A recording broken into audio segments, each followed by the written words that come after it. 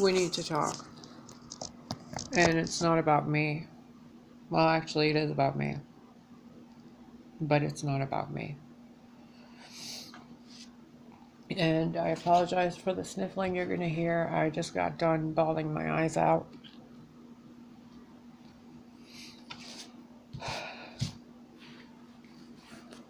A few days ago, I was messaged on Facebook with information that informed me that someone I dated about 15 years ago was found murdered in his apartment, in his house in Florida. This person, my ex, had messaged me about 2 months ago or so, maybe more than 2 months ago now, telling me about how he was in an abusive relationship and how he was being hurt with like tire wrenches and whatever else.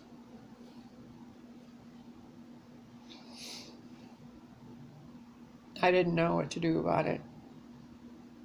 He was in Florida and I'm in Wisconsin. I mean, we didn't really have that great of a friendship or a relationship. We spoke maybe once every 5 or 6 years, and when we spoke,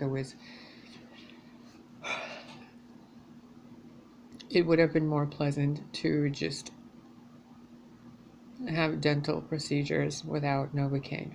It was always very uncomfortable to speak to him.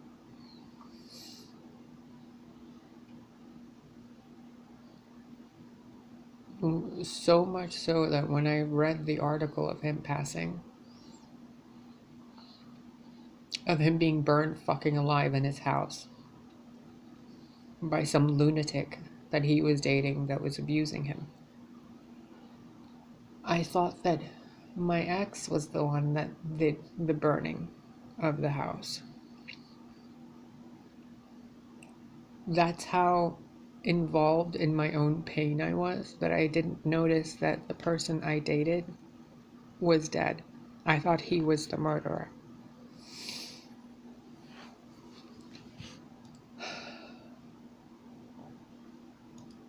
And it took me a few days, and today I was just sitting here and I felt his presence again. And I was like a little confused to think that he would be able to do any kind of remote viewing or projecting or anything like that. So I reread the email again because internally I felt a nudge to reread the news article. I hated reading it the first time. I didn't want to read it. I skimmed over it basically. And I read it again in detail. And I looked at the person's face that did the burning. And the entire story became completely clear to me. I saw it all happen.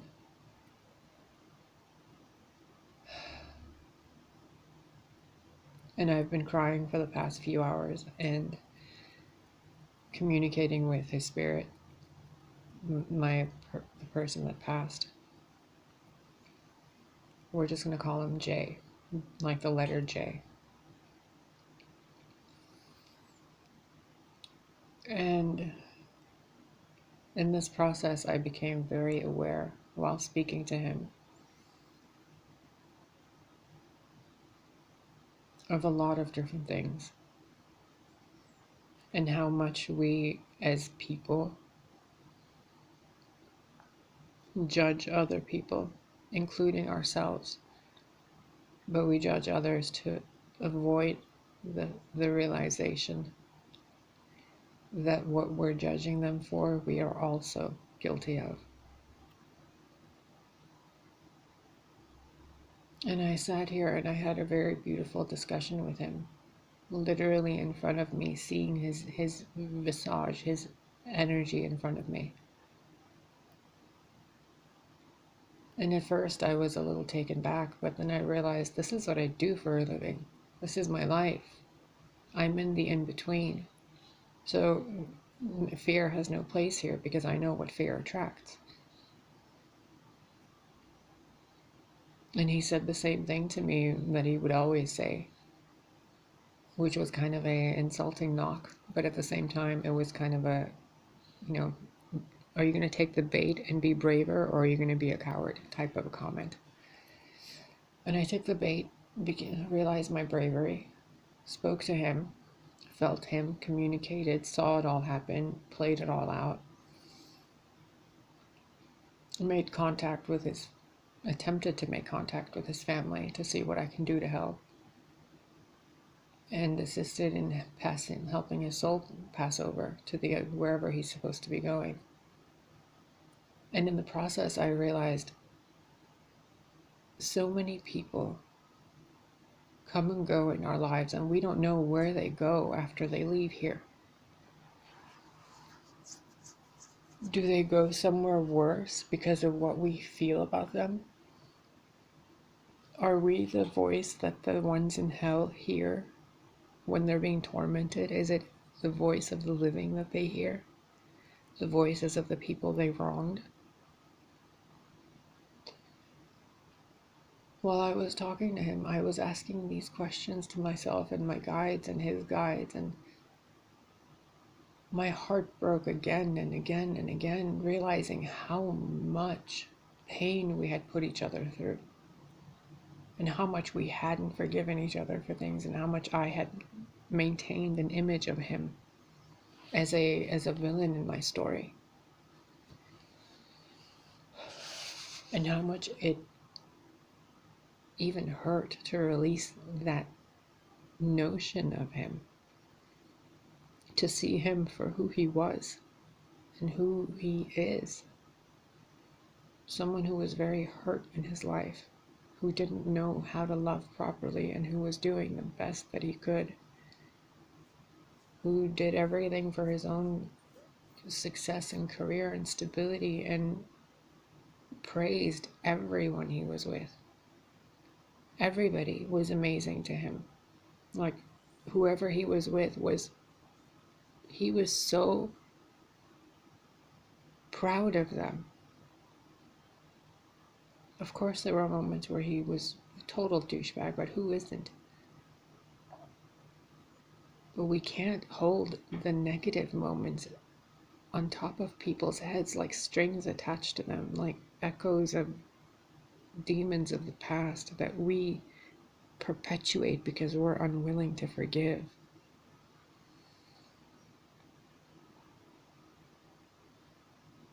He was a beautiful man.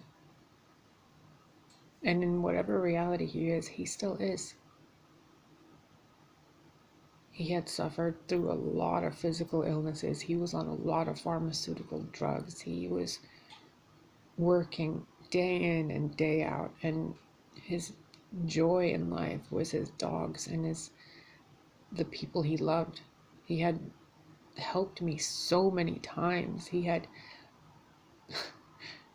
He bought a house in Florida for me to live with him, and he bought a house specifically the way that I would like it.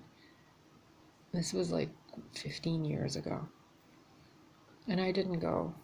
I was an ungrateful, spoiled brat back then, and I didn't go. And I didn't appreciate how he loved me. I didn't appreciate how I loved him. I didn't appreciate the negative or the positive. I used them all as excuses and reasons to justify my own terrible behavior.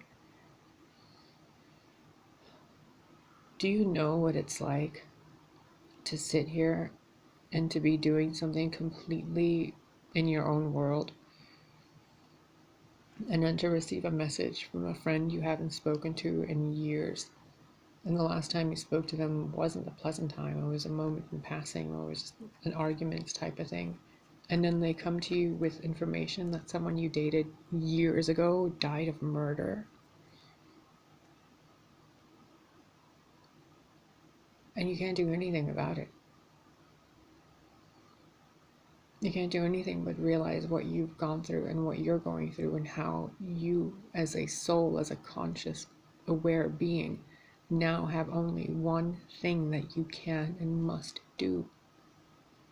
Your job as God, Goddess on earth. To bring light, to bring peace, to to release yourself and this person of all of the negative masks you both wore, so that you can see each other for the first time for exactly who you are. No pretending that your emotions aren't known by this person, not pretending that they can't hear your thoughts, not pretending any of that stuff. He was looking right into me and I was looking right into him. And what I realized in that moment of communicating with this essence of this being that had just been brutalized was that we're the same.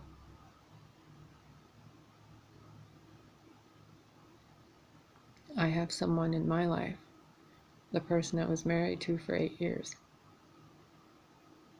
who thinks of me as the villain. Despite what he's done, he doesn't realize or comprehend the damage and trauma that he caused to me, that he's still causing to me by his silence and withholding of what I own and what I possess. He just claims that it's me being the villain. And I pray that the day that one of us fades never occurs, because then the pain that the other one would feel,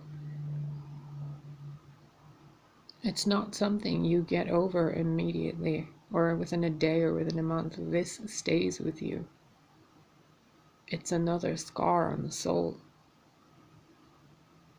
A reminder that you need to forgive everyone in your life and appreciate them while they're here. It doesn't matter what they did to you. It doesn't matter what you're doing to them anymore. What matters is, are you making the present moment a stable foundation for the future moments? Or are you dragging the past to justify your horrible behavior to the people in your life in the present, so that the future you have with them is completely ruined because of what you can't let go of? I would have had a beautiful friendship with Jay. Who knows what else could have happened? But I was too jaded. I was too hurt. And I was too in my ego to see him as a human being. I justified my behavior based on his behavior. Just like the person I was dating, the lion, the one I was married to for 8 years. He's justifying his behavior based on what I did. I did what I did based on what he did.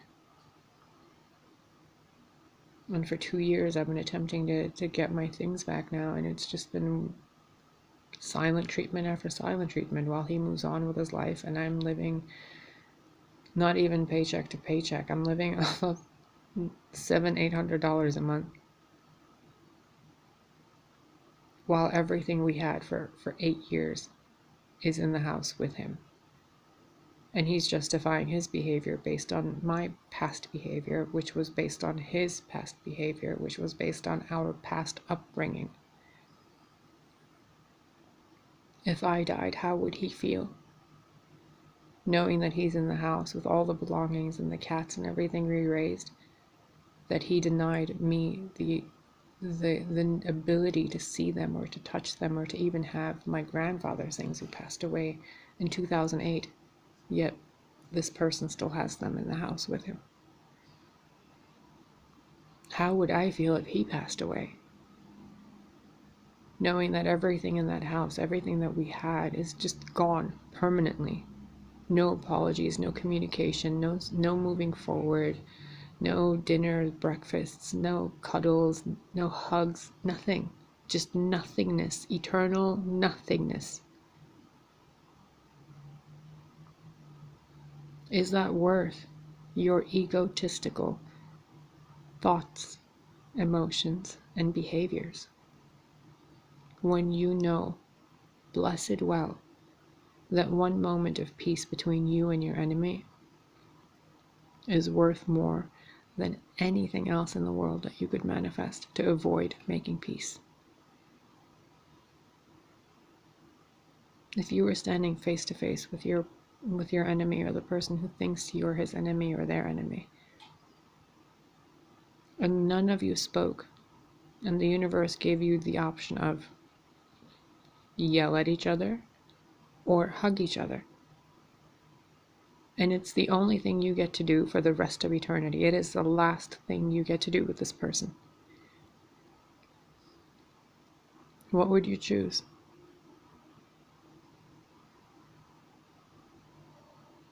I urge you to choose love. Don't do what the love of my life is doing to me. And don't be a victim to it like I've been. Don't let people rape you in ways that are more than physical. Physical wounds heal. Emotional ones don't. Don't hold grudges for more than 5 minutes. Just don't do it. You're not doing anybody you're not proving how much you hate someone by holding a grudge. You're just proving how immature you are and how much you hate yourself, because you would rather spend time hating someone inside you or holding a cancerous cell of hatred within you than to make peace and to share positive experiences with that person. It's like blaming your parents your entire life. You've missed out so much.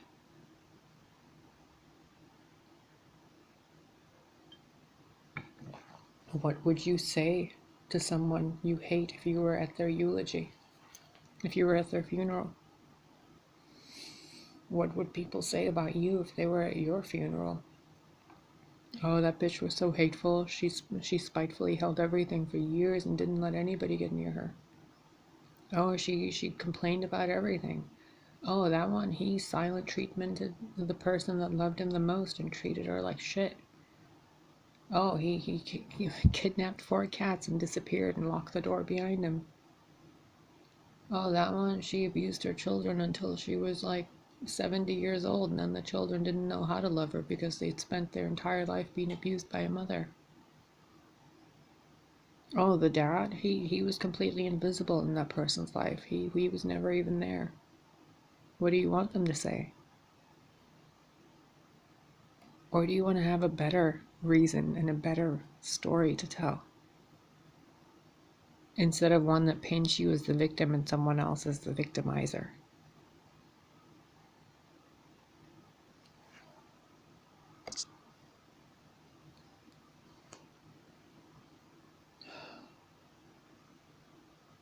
Don't wait for people to die before you get your shit together. I've lost so many people in my life. I have been near death, the actual entity as death, so many times. I have crossed over multiple times. I have died myself repeatedly and come back. I have had multiple near-death experiences. I have seen people die in front of me.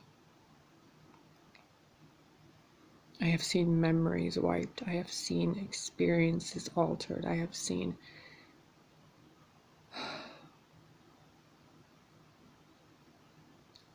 too much.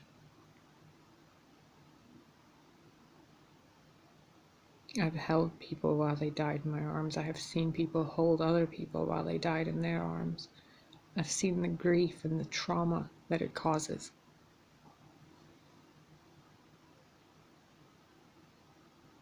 And I don't know how to be kind about this to you.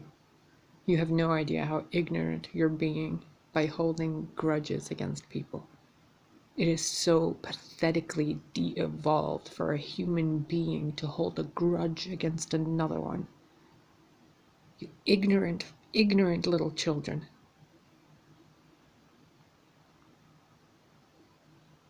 The last time I spoke to that person, to Jay, I had messaged him 5 months ago because I wanted to make peace. Things were going on in my life and I was clearing all the blocks emotionally that were in my life regarding having a happy relationship. One of them was I hadn't forgiven him for what had happened more than 10 years prior. I mean, seriously. And when I messaged him and the conversation went the same way that it always did, I stopped talking to him again. And then when he messaged me and said that he was getting abused, you know how the story went. I did nothing.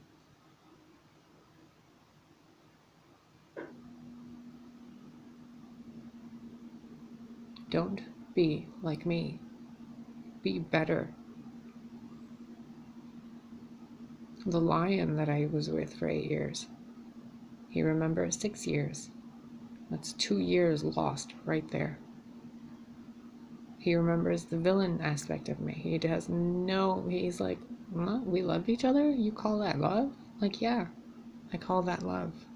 Because I remember what you don't.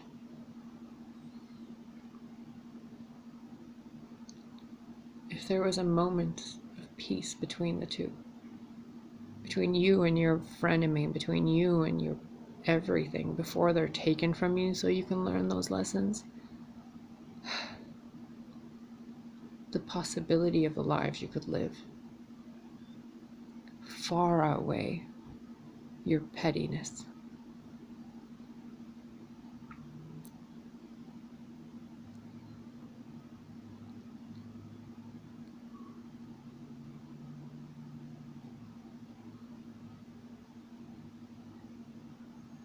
What would you say at your own eulogy